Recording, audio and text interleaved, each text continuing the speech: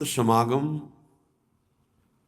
केवल भगवत प्राप्ति के लिए है। केवल यदि भगवत प्राप्ति का लक्ष्य नहीं है तो वास्तविक संत समागम में आपके दरस परस अग्नास ये जरूर होगा कि दर्शन से, संभाषण से, वायु स्पर्श से पाप नष्ट होंगे।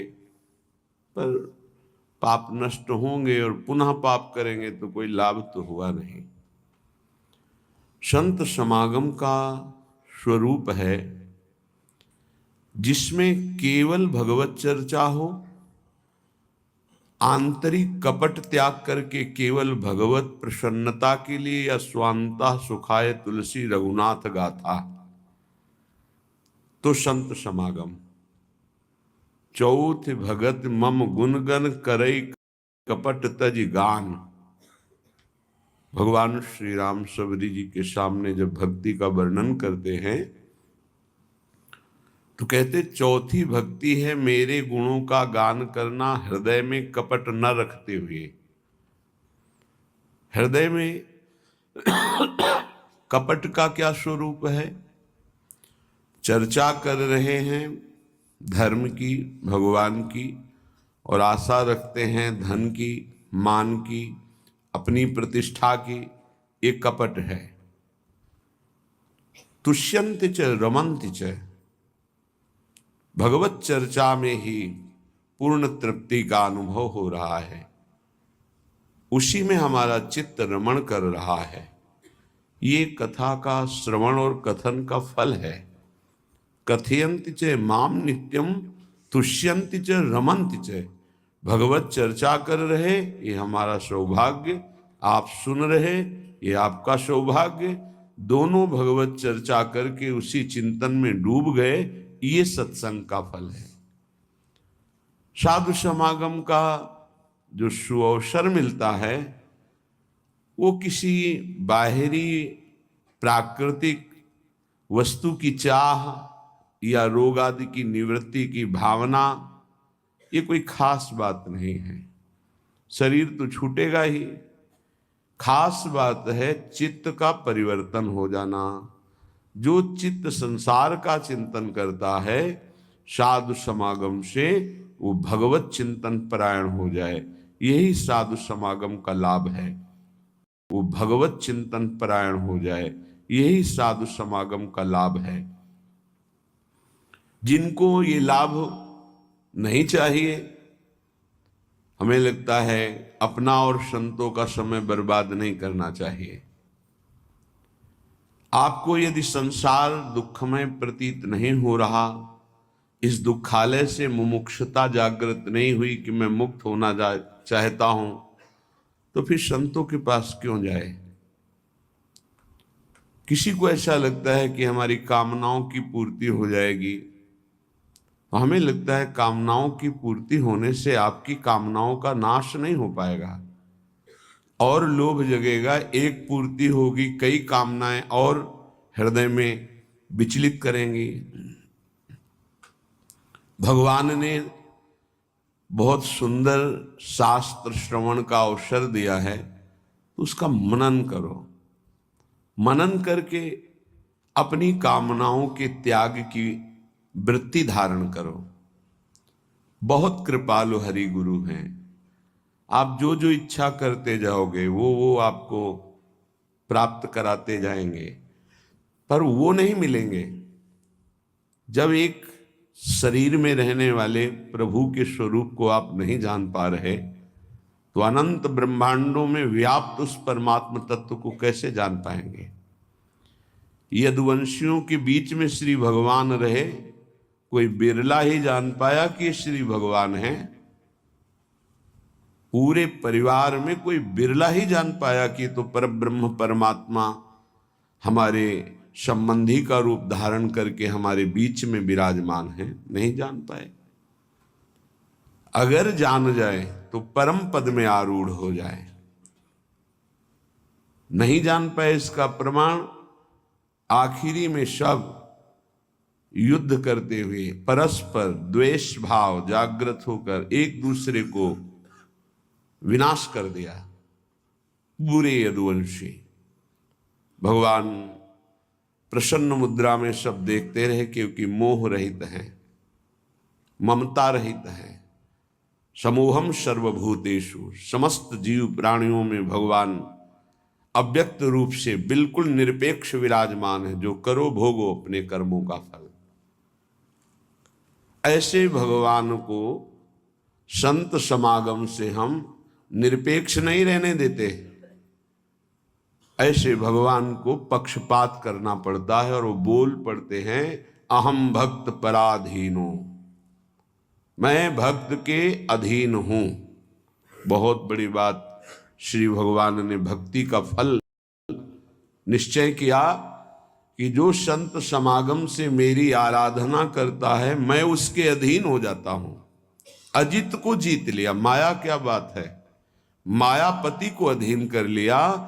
ये साधु समागम से भक्ति प्राप्त होती है।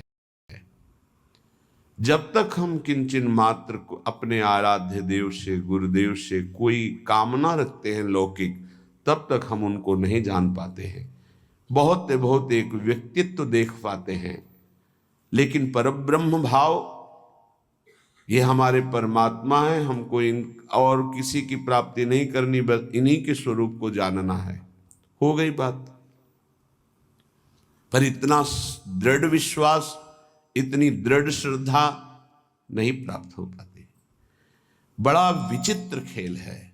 अक्रूर जी महाराज जब श्री भगवान को लेने आते हैं, तो श्री भगवान के चरण चिन्हों को देखकर भावावेश में लौटते हैं। मथुरा से वृंदावन आने में पूरा दिन व्यतीत हो गया, कितनी दूरी है। रज में लौटते, मेरे प्रीतम के चरण चिन्ह।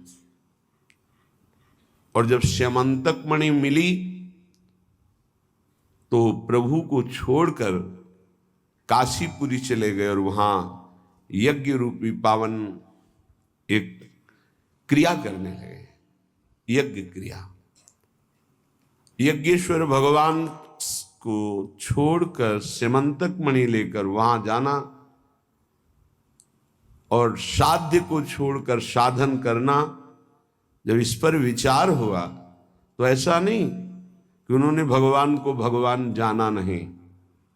जब लौट रहे थे श्री कृष्ण बलराम को लेकर वृंदावन से मथुरा की तरफ, तो मन में संशय हुआ, मैं तो बड़ा पाप करने जा रहा हूं, इनको लेकर जा रहा हूं, ऐसे सुंदर गौर श्याम जोड़ी का वध करेगा कंस, बड़ा बलवान है, क्या मैं पाप नहीं कर रहा?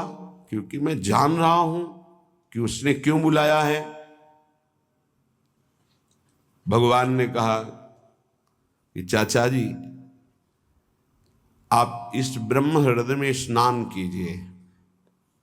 जे ही डुबकी लगाई तो देखा शेष अनंत महिमा में भगवान उनकी गोद में लेटे हुए हैं।